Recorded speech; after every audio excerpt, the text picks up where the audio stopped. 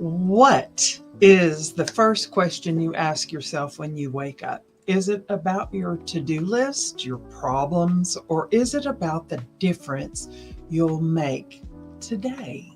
That is the burning question for me. This single question might be the difference between existing and truly living with purpose. Welcome to Just a Point of View, and I'm Denise Reed, your host, and I'm hashtag chasing happiness fiercely, and I hope that you'll come along for the adventure. The morning decision that most people wake up in reactive mode, checking their phones, worrying about obligations, running through problems. But what if we flipped the script? What if the first conscious thought was, how will I make a positive difference today? This isn't naive optimism. It's a strategic choice that transforms how we show up in our work, our relationships, and our communities. I never know the impact of my actions every day. I just know that I want to remain in the state of happiness. My purpose is to create a positive difference. And if I do this, I believe that I will achieve not only happiness for myself, but happiness for the people I serve. It's simple, but it's not easy some days. The rarity of intentional impact, well, now how many professionals actually wake up with this intention? Research suggests that most people are in survival mode, not contribution mode. The difference makers are rare because they've made a conscious decision that most haven't even entertained its impact. They've connected their daily work with something larger than themselves. So let's look at the gap between wanting to make a difference and actually structuring your life around the difference you want to make. Happiness is fuel. In fact, I chase happiness fiercely, not as self-indulgence, but for fuel impact. You can't pour from an empty cup, but let's go deeper than the cliche. Did you know there are people who research happiness? I would be among them. Here are two that I know about: Arthur C. Brooks and Shawn Achor. Their research shows that happy people are more creative, productive, and generous. In fact, when you prioritize your own well-being and meaning in your purpose, you have more to give, not less. The fierce part matters, as I am chasing happiness fiercely. It's not passive waiting for happiness to show up in my life. I am actively pursuing it. I'm protecting what creates meaning for my purpose, my goals, my business. Even when your light goes out, I'm intentional. I believe that purpose-driven work versus just work. Just working. You want to know the difference between having a job and having a purpose for your work? Well, this is huge. Let's look at how big a difference, being a difference maker, can transform even mundane tasks. I was just thinking about this movie, Snow White and the Seven Dwarfs. Can you imagine how different Whistle While You Work would be if Snow White was sad and melancholy? That one scene would have been so different when you're clear on your why, and the what becomes more meaningful. For me, the Concierge Office Suites isn't just renting office space. We're creating time to focus, generating meaningful support, and creating freedom for our clients. Our clients don't have to manage their workspace and everything that means. We take care of maintenance, daily housekeeping, utilities, including the internet, parking, guest management, meeting rooms, break room supplies, and a whole bunch more. We are far from a DIY co-working space. As a business owner, a C-suite member, or evolved entrepreneur with focused expertise, think about how different your business day would look by being at the Concierge Office Suites. Now that's difference making. All right.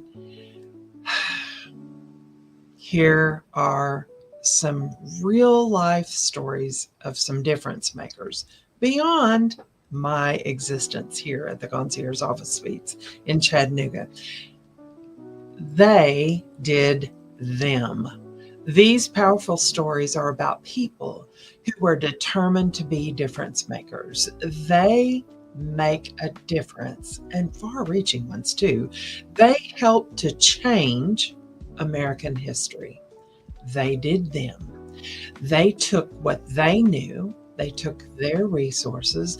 They may have even been afraid, but they took action anyway. Their actions still impact us today. All right, there was a seamstress. On June 1776 in Philadelphia, she was a widow running an upholstery shop, and 3 men knocked on the door and walked in. They were George Washington, Robert Morris, and George Ross, her late husband's uncle. They had a design for a new flag. They were thinking 6-pointed stars with 13 stripes. Now, do you know who it is? It's Betsy Ross. She looked at the design and said, I can do better. She suggested the 5-pointed stars. Her stars were more elegant, more efficient. And then she showed them. One snip of her scissors and a perfect 5-pointed star appeared. They discussed the symbolism, the 13 stars and stripes for the colonies, red for valor, white for purity, and blue for justice. She contributed her expertise, her practical skills, her business acumen to a moment that would define a nation. Betsy Ross was a skilled craftswoman who ran a successful business as a widow during the American Revolution. She didn't just sew, she problem solved. She improved the design, and she brought practical excellence to a symbolic moment. Now that's a difference maker. All right, here's another one. This mother helped to make the difference on August 18th, 1920, especially for my home state, the state of Tennessee. The vote was deadlocked 48-48, and one more state was needed to ratify the 19th Amendment and give American women the right to vote.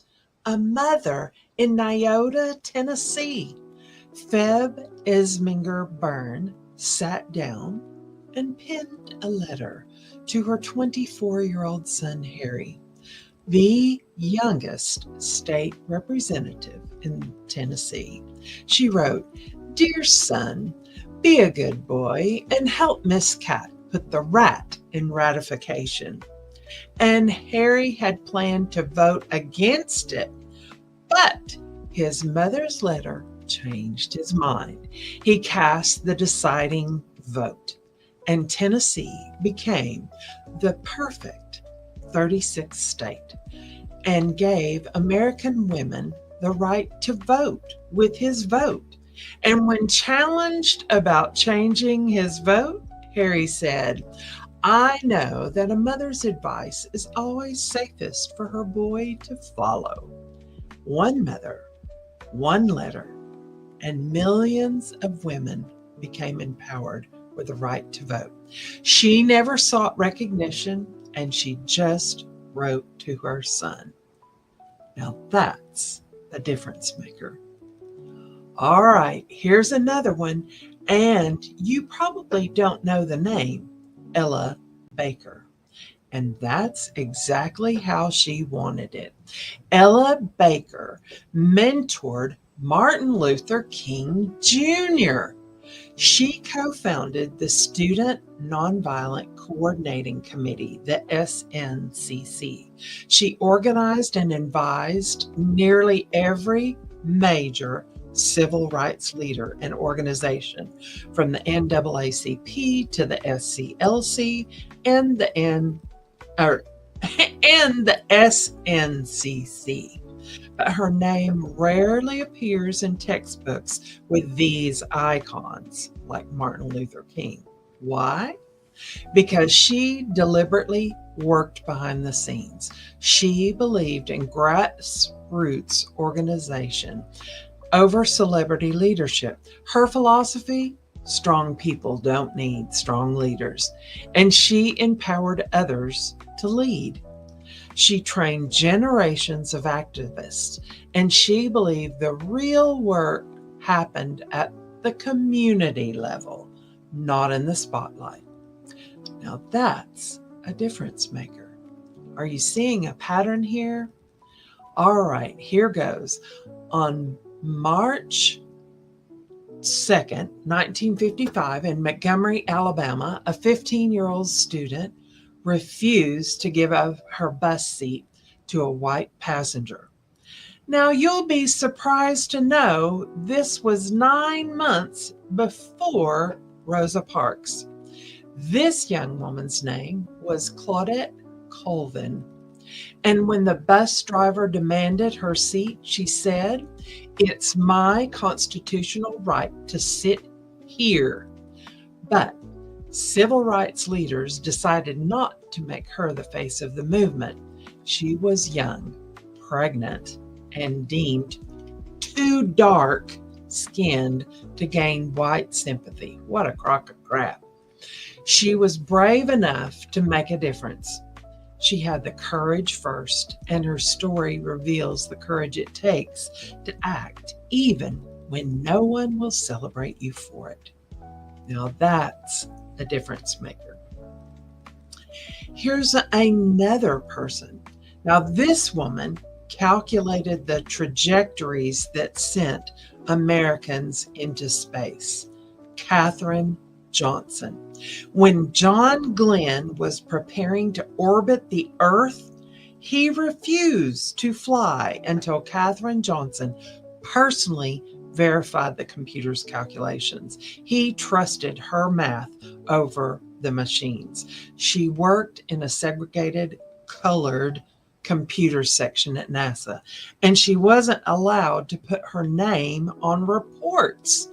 She used a segregated bathroom, and despite all this, her brilliance sent Americans to the moon.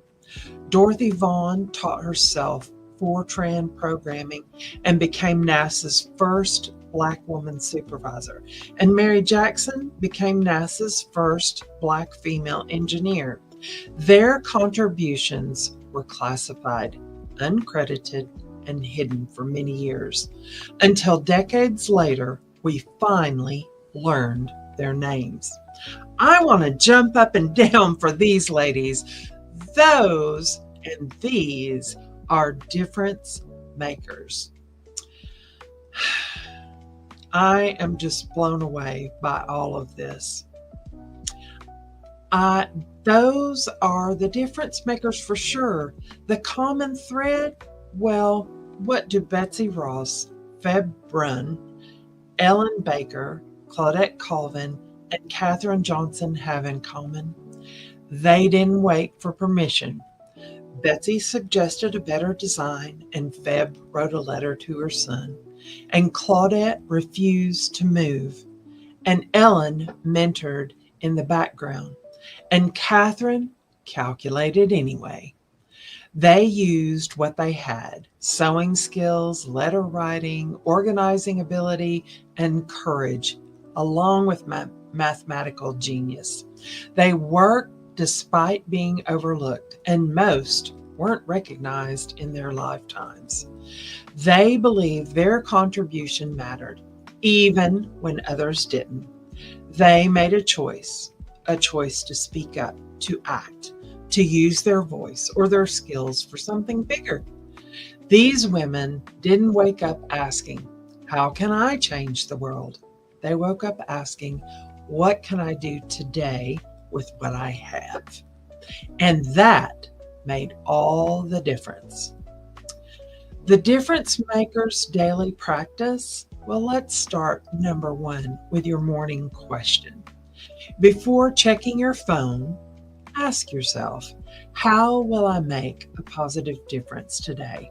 You may even want to write it down one specific way, big or small. This primes your brain for contribution, not consumption. 2, align your work with impact.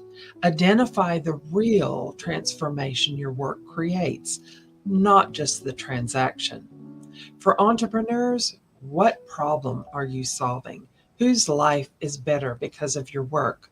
For employees, how does your role contribute to the larger mission? All right. Number 3, protect your happiness fiercely. I'm telling you, it's made a world of difference for me. Schedule a non-negotiable time for what fills your cup. Say no to energy vampires and meaning drainers. Invest in relationships, learning, and experiences that compound your capacity for joy. Put that smile on your face. Be intentional. All right, here's number 4. Measure the difference, not just dollars, tracking impact stories, not just revenue. Collect feedback about the difference you've made. Celebrate the small wins and contributions. All right, number 5, build a tribe of difference makers. Surround yourself with people who ask the same questions. Create accountability for living with purpose and share stories of impact to inspire and be inspired. All right, let's look at fame versus impact. Let's contrast fame versus impact. We know Erin Brockovich's name because Hollywood told her story. How many Betsy Rosses, Feb Burns, Ella Bakers, and Claudette Colvins are working right now, making differences we'll only recognize decades later? You don't have to be famous to be a difference maker. You just have to decide that your voice, your skills, your one small action matters, because it does. What if your next email, your next conversation, your next decision is the one that changes everything? You don't know unless you show up with intention to make a positive difference. All right, here's a call to action, an immediate action. Break out your pencils and a piece of paper, because you're going to want to write this down. You're going to want to pause this video. Tomorrow morning, before you check your phone, before you think about your to-do list, ask yourself, how will I make a positive difference today? Write it down, then do it. Just one thing, and notice how it changes your entire day. All right, for ongoing practice, consider this. You might want to share your difference-making stories on social media. So consider building a tribe of people who wake up with purpose and chase happiness fiercely, not for ourselves alone, but for the impact that we can create together. Make a positive difference isn't about grand gestures or changing the world overnight. It's about the daily decision to show up with intention. It's about protecting your own happiness so you have something valuable to give. It's about asking the question every single morning and then living the answer. Betsy Ross didn't know her five-pointed star would fly over a nation for centuries. Feb Byrne didn't know her letter would give women the right to vote. She had hope. Claudette Colvin didn't know she was lighting a fuse that would change a nation. And Katherine Johnson didn't know we'd finally say her name decades later. They just did what they could with what they had. They took action, even when they were afraid. They made the choice to be difference makers, and that's the difference maker's choice. And it's available to you and doesn't cost anything but time and determination. Thanks for hanging out with me here at Just a Point of View, and I can't wait to see if you share this episode with maybe your friends and colleagues. And I hope that you'll hang out with me next Thursday and be a difference maker and make it a positive difference. Talk to you later. Good night, good evening, good morning.